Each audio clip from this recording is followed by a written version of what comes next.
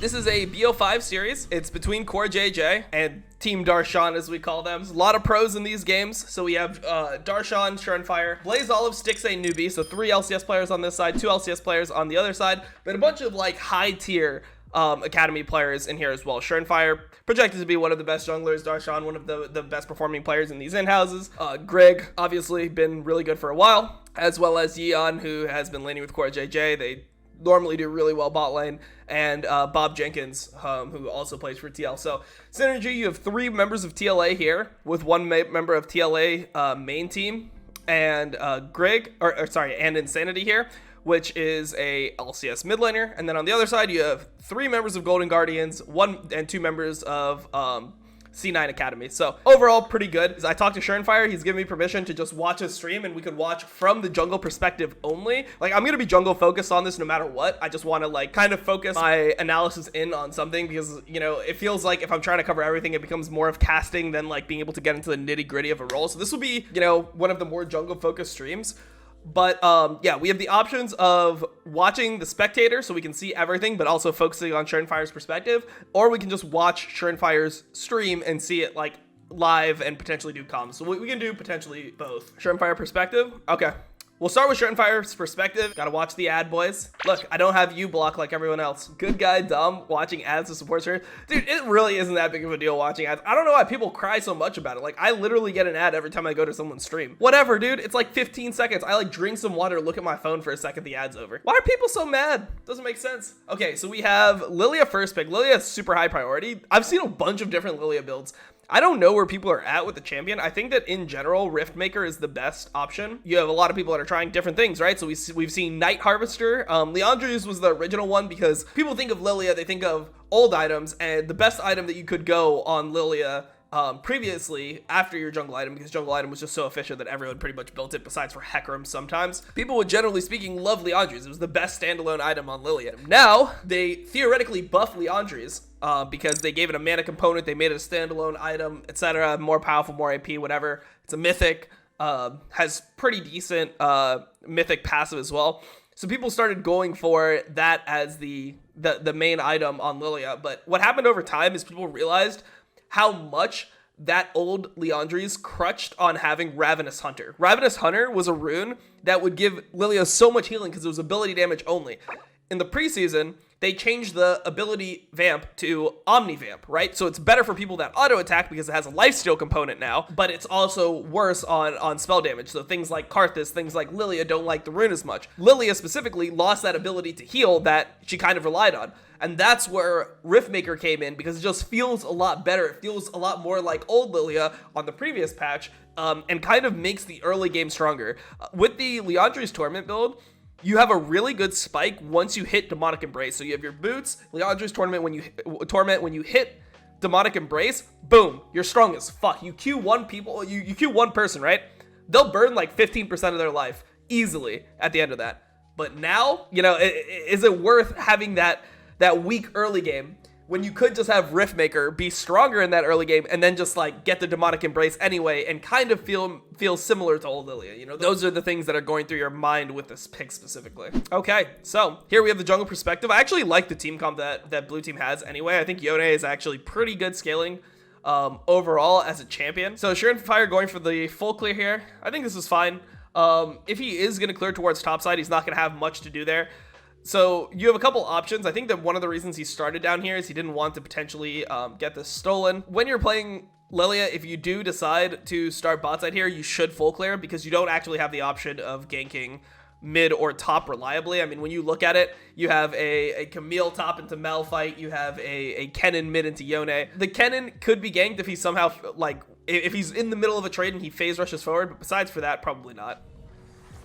Okay. Oh, he missed everything. He's got to probably run here.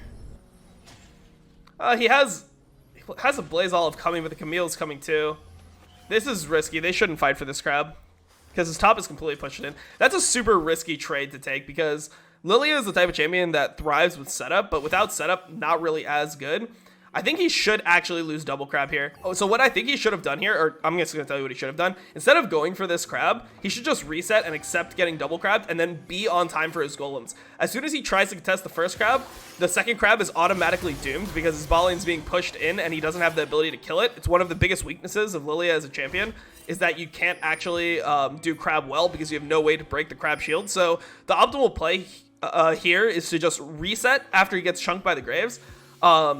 Like, assuming that he wants to take the Graves fight, right? Like, if he doesn't want to take the Graves fight, I think that that's actually the optimal play, where you just recall immediately after your golems because you know you have no top pressure, and your mid has like fake pressure. He has tempo on a wave, but he's not actually stronger than the Kennen by a lot. So what you should do there is reset and then get your next cycle of jungle going. You don't necessarily need to gank a lot in this game. Like, Malphite's going to turn on at level 6. Yone gets a lot more kill potential at level 6. So the best play for Surenfire there is reset into full clear again. Even if he gets double crab, it's not going to affect his game too much. He can go for this gank, but I think it's a pretty bad gank. Like, he's losing a lot of tempo by going for ganks like this. It's very unlikely that he gets a kill. Oh my god, he ends up getting it. That's a bad gank that worked out. He got rewarded for a bad play. That type of shit it's going to be crucial to his game here because he's really far behind. Graves is definitely level 5. And he's level 4, and he hasn't based, and Graves is most likely based at this point too. But the Camille pretty much played it as bad as possible. Shuren hasn't been looking at lanes enough for sure. But like, the only lane he should really be looking at frequently is bot lane when he's around bot. Like, it's cool to F-key and all, but F-keying to like lanes that are completely useless, this is going to be good. Should still be good. Yone has ult. Yeah, this should be fine. Okay, he committed way too hard instead of going for the kill on Kennen. Okay, well played from a Blaze Olive getting 2 there. By the way, like, I think that the F key, like, all the time thing is kind of overrated as a jungler. Like, you just need to know which lanes to look at which points instead of, like, F keying all over the map and trying to take in a bunch of useless information. Getting his Herald pretty uncontested. Loses golems for it. He should look to place this mid ASAP. Like, on this wave, it'd be fine. Like, on this next wave, he can play for this. And, like, if he loses red buff for it, it's whatever. I mean, I think that they're just trying to overly salvage a play. Okay, they can get red here, but like they have a minimum amount of time. That was the wave to put down Herald. Like, it's 13-10. By the time that Yone gets back, it'll be the 13-30 wave. They only have one wave to now do something. He just has to run mid. But like, the thing is, because the Yone decided to back on this wave, he actually can't even use it this wave. Like, he's gonna have to force it and just drop it, but they're not actually gonna be able to get many hits on it now because of the fact that Yone based on the 13-minute wave, which means that he's gonna lose tempo on the 13-30 wave, which means that like the 13-45 wave, the one that spawns the 13-45 wave that's gonna collapse before 14 minutes, is just gonna be like behind. So they end up not even like denying first turret here. Don't agree with the play. Like, it's just uncoordinated. Like, the number one thing the team should be talking about is like, hey, we have Herald, they have plates for another minute, like, how are we going to use the Herald? They ended up getting 2 turrets because their Malphite moved down, which was a good map play by Darshan, but Camille could have just also moved down and prevented that from being 2 turrets. Like, clearly the Camille didn't register that was just going to be a 2-turret loss. Gotta be careful contesting this. It's just like not possible to really reliably dive the Kennen, so this is just not where you want to be as a jungler. But pushing out the mid lane and then contesting onto the blue at numbers would probably be a better play. And then if he decided to go mid and get the push first, then they would have the option of responding to plays. This is a horrible play. They should just never go for it. It's just like such an unnecessarily like risky play. But I guess the Yone ended up one-shotting him. But yeah, I mean, I think that was overall a pretty bad play. Also, the enemy team has TP. It's just super, super unnecessary. Surenfire has a fuck ton of gold. He shouldn't be looking to fight. He just missed everything. He's probably dead here. He should have Zanya's that. And he hasn't procced anything, so he's not able to actually use his ulti. Yeah, it sucks. Fought on a ton of gold, and they went for an unnecessarily risky play bot when the enemy Camille has TP. Anything happens. And the answer here was obviously no. That's a double drowsy.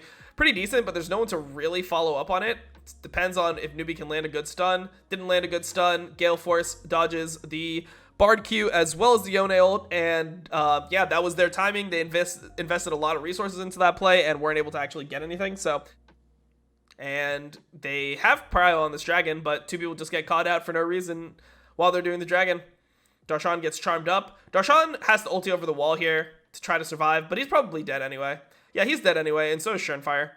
Surenfire is very dead as well. Doesn't even have his ult yet. Even if he uses it here, he's just gonna die to Camille no matter what. So that was a tragedy. Blaze Olive and Bard newbie get picked off, and once again, it was just not their timer. So even if Yone and Bard did not get picked off together, they're still gonna lose that fight no matter what, because they have no Lily ult, they have no Bard ult, they have no Yone ult, and they have no Ezreal ult. So the only ult they have is Malphite ult, and if he hits it, like, great, who the fuck is gonna follow up on it? He would have to hit the most godlike ult, or the enemy team would have to play the fight like such ass for it to actually result in a winnable fight for blue team. There's literally nothing to fight over right now. They're looking for a window instead of just letting the enemy team like push into them and catch waves. I mean, okay, they get a pick, I guess, because the enemy team, like, super misplayed. They ended up not using Lily ult, and then they ended up using it as the Ezreal ult hit. Thing is that, like, Yone, like, so obviously a Q does not individually deal more damage. That, like, I know that I said it like that. If we're being super literal, it doesn't do, okay, he's just dead. Damn, didn't get his ult off, didn't get his Zhonya's off. Probably just decided not to use it because they lose it either way. But, I mean, they end up getting a pick mid. So everyone here, this game, has literally just been a war of people just fighting on the enemy team's timings. Okay. This is going to be horrible for blue team. So, back in the day, we call what happened to Surenfire getting gibbed.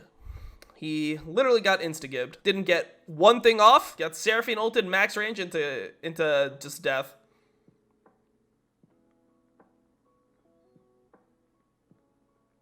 Good flash. They can end off this.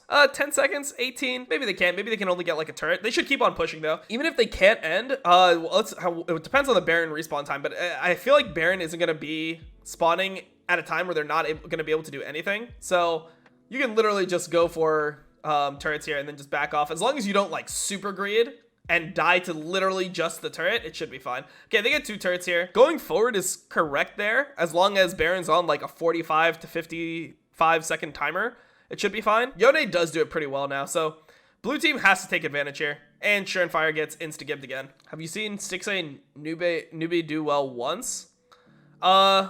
Not into Core JJ, I haven't, but I think I've only seen them play into Core JJ. And great Zhonya's from Insanity, and Camille's ended the game. Okay, that's game 1 to red team. I think there's a lot of problems this game. There are a lot of problems this game to potentially look at. So like the early pathing was just really tragic. So one of the biggest problems was the early pathing from Surenfire. Like he ended up getting, it didn't lose him the game because he ended up getting a free kill top. But in this game state, you can accept getting double crabbed because you don't have pressure top, mid, or bot lane. So theoretically, you shouldn't get either crab, especially on Lilia. If you're a champion with CC and you can CC the crab and one-shot it before the lanes are actually able to use their prio and collab to you, that's fine. And like, let's say Graves starts hitting top crab, you're there on bot crab, but at the same time, you start the bot crab, you sneak it real quick, potentially have a smite charge or something, get out. Perfect, that's fine.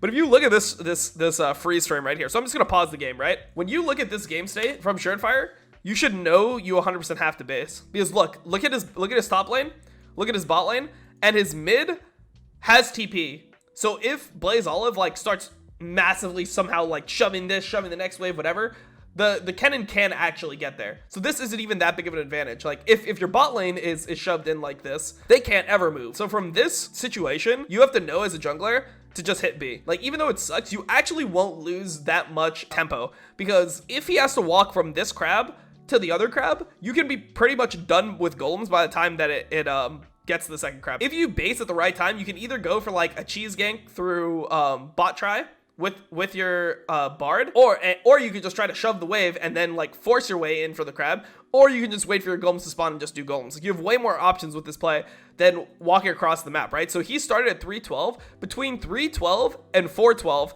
he got literally 0 experience. Maybe he got like a couple minions worth bot lane, but essentially he didn't generate any extra experience for himself on the map. And this just loses him so much time. So here, he should definitely base, because he knows that this is gone too.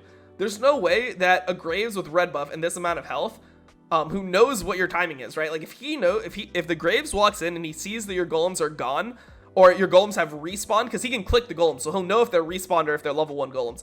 If the jungler goes and he looks and he sees that this is respawned at 3 minutes 30 seconds into the game, 3 minutes 45, he knows that you must have full cleared starting bot side. Also, these players are really good, so he knows the second that he sees Surenfire here at level 4 that he has to have full cleared, and the only way you can efficiently full clear up and be there at 312 is if you actually just do golems second camp after red. So all this happens.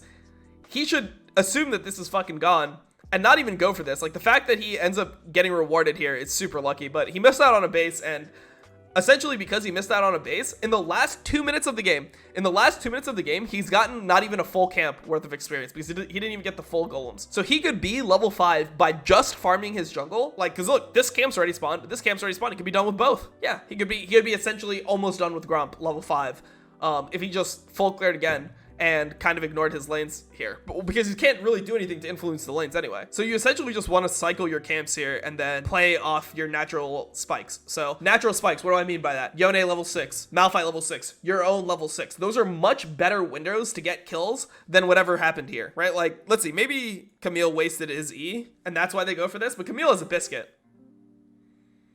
Okay. I mean, it ends up being okay.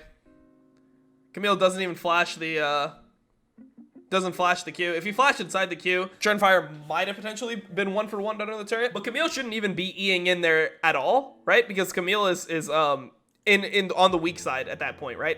Graves had taken the bot side camps, had just got to raids here, doesn't have any information on golems, doesn't have any information on Shuren's top side, and he knows that Shuren has to be top.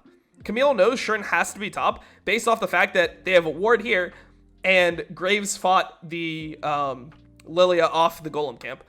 So that's just bad weak side play from Bob Jenkins, and he shouldn't even be Eing in the first place. So theoretically, if everyone's playing super well in this game, oh my god, I just watched 2 minions go down for nothing. If everyone's playing super well in this game, Surenfire is just going to be like level 5 to level 7 or something, because he won't get the skill top and he won't get the shove in. All right, that's pretty much my analysis on the early game.